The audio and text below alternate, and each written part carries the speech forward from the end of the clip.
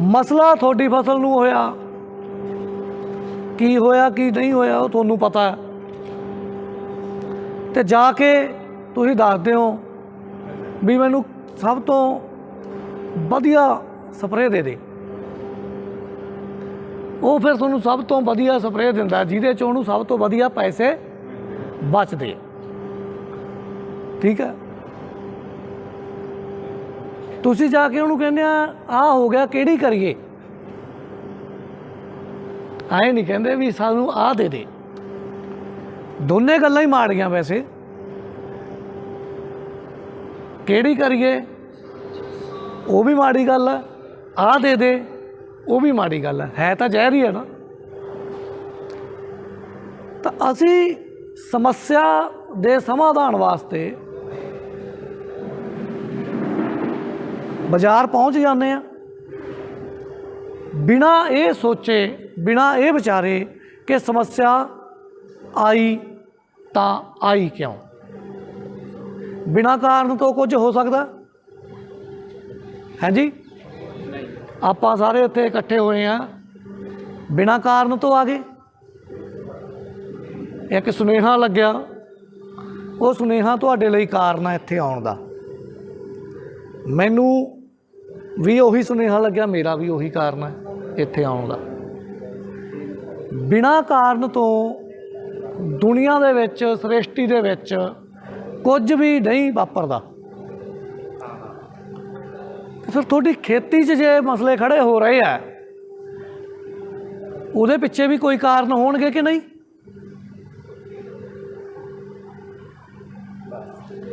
अज आप इत्थे इकट्ठे हुए हैं थोड़े जे वखरे नज़रिए नाल अपनी खेती नूं, अपने आले दुआले नूं, अपने बिजनेस नूं समझण दी कोशिश करांगे। ते जे गल समझ पै जे उदों बाद बंदा राह पै जाता है, तो जे बंदा सही राह ते पै जे उन्होंने मंजिल भी मिल जाती है। तो आपां जिन्ना समा इत्थे हैगे आ 2-2.5 घंटे, किरपा करके पूरे ध्यान नाल फोकस करके गल नूं सुनो। ते जे तुहानूं लगे कि गल च कोई गल हैगी है फिर उन्होंने पल्ले बन के लै जाओ ते अपने खेत च अपने जीवन च उन्होंने अमली रूप च लागू करो। सुने सुनाए कुछ नहीं होना, ऐ तो असीं बहुत सुनते हैं बाणी, पढ़े पढ़ाए भी कुछ नहीं हुंदा, बहुत पढ़ लैंदे हैं बाणी आपो अपने धर्मां दी, पर जिन्ना चिर उहदे ते अमल नहीं हैगा उन्ना चिर रिजल्ट जीरो है। सो आपां गल करते पे हैं कि कारण की है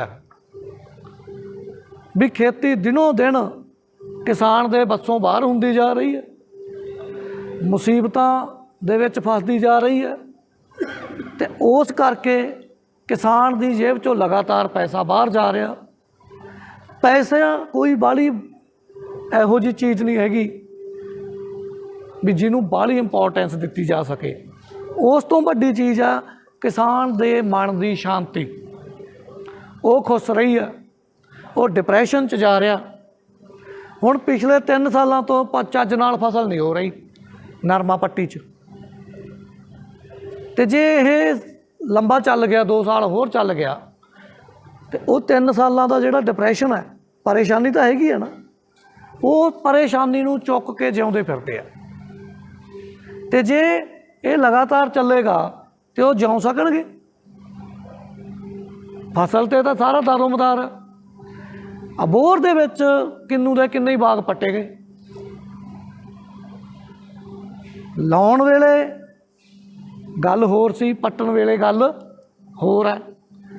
जे लाउण तो लैके 30 साल तक बाग चलिया तो 30 साल बाद इहो जिहा की हो गया कि उही मिट्टी, उही एरिया, उही आबो हवा ते बाग पटना पै गया।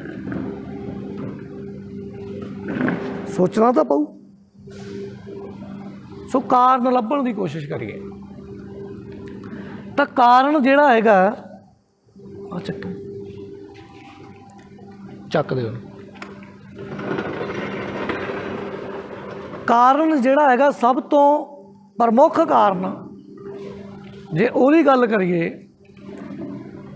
ਤਾਂ ਜਿਹੜੀ ਜ਼ਮੀਨ ਦੇ ਉੱਤੇ ਸਾਡੀ ਖੇਤੀ ਪਣਪਦੀ ਹੈ, ਮੌਲਦੀ ਹੈ,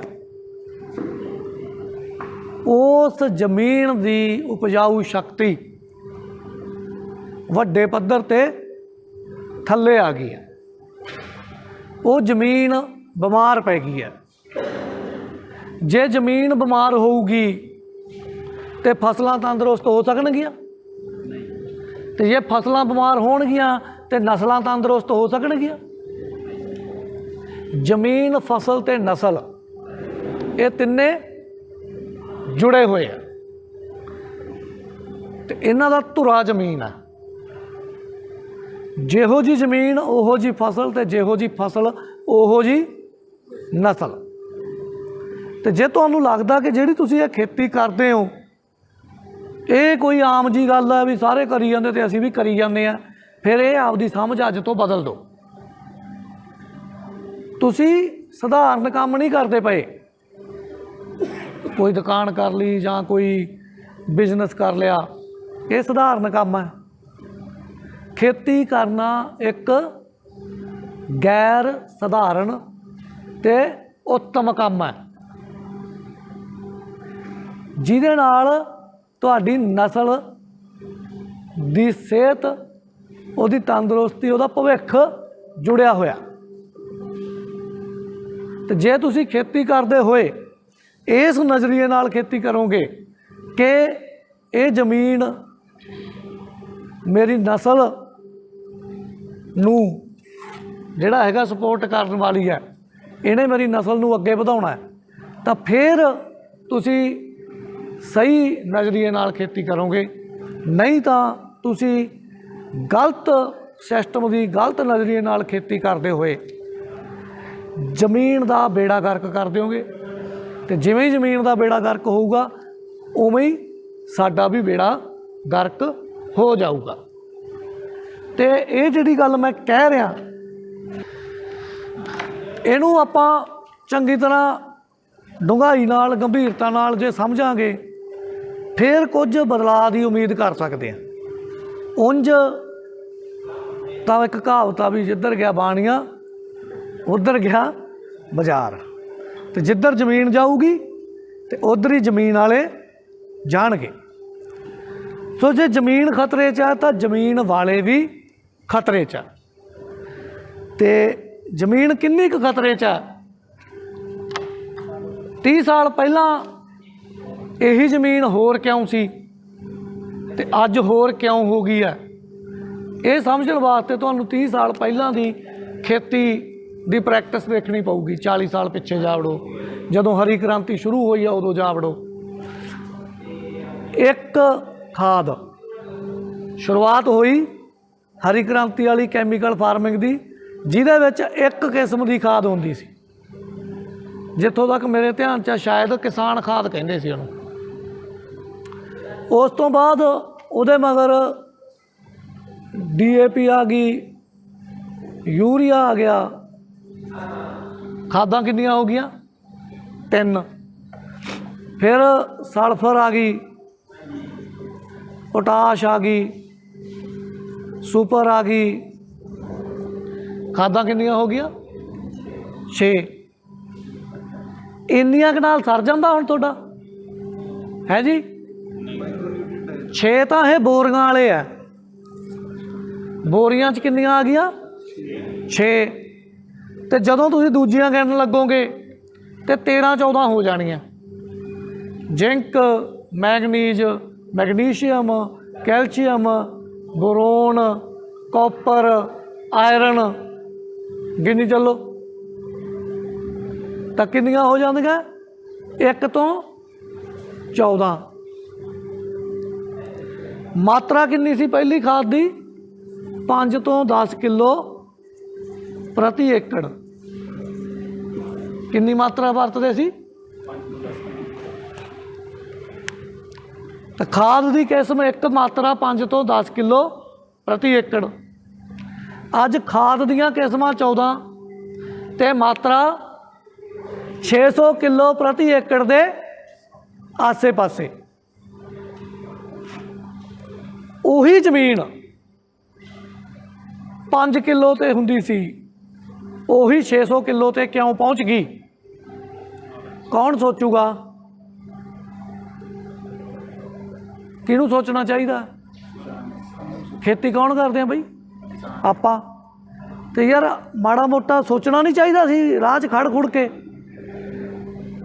भी यार मेरा दादा तो 5-10 किलो नाल सार लैंदा सी, 1-2 खादां हुंदियां सी ते मेरे तक इंनियां पहुँचियां ते मेरे पुत्त बारे की बनूगा? पर पुत्त बारे सोचना ही नहीं, उन्होंने जहाज चढ़ा दो कनेडा नौकरी करू वो दिहाड़ी। मतलब मालकियां छड्ड के दिहाड़ियां करना सानू मंजूर है, पर यह नहीं मंजूर भी असी आपदे इहनूं वरत लईए, पीढ़ी थल्ले सोटा मार गए। जिहड़ा काम करते हैं उहदा नफ़ा नुकसान वो देखना हुंदा कि नहीं? हर पक्षों देखना हुंदा कि कल्ले इधरों है? तो तुहानूं तां इधरों भी है नहीं भी इधरों ही आते हुण। किसी पक्षों तुसीं आ कैमिकल खेती करते हुए फायदे च नहीं हैगे, पर बावजूद ये तुसीं अज तक जमीन बारे सोचा ही नहीं भी यार जमीन नूं भी कुछ चाहिदा। हुण जदों एक खाद 5 किलो उदों जमीन होर है, तो उही जमीन एक नहीं 14 खादां 600 किलो, हुण वो जमीन होर होई पई है। वजह की है? पहलां घट खाद नाल काम चल रहा सी, हुण वध खाद नाल ते वध किस्मां दी खाद नाल चल रहा, वो भी औखा सौखा। समझ रहे हो क्यों बई? की है क्यों वध क्यों गई डोज नाले किस्मां क्यों वधियां? इस सवाल का जवाब लभना चाहिए कि नहीं? पहला तो यह है भी ये सवाल होना चाहिए कि नहीं तुहाडे मनां च? जे तुहाडे मनां च सवाल है तो फिर इसदा जवाब लभो।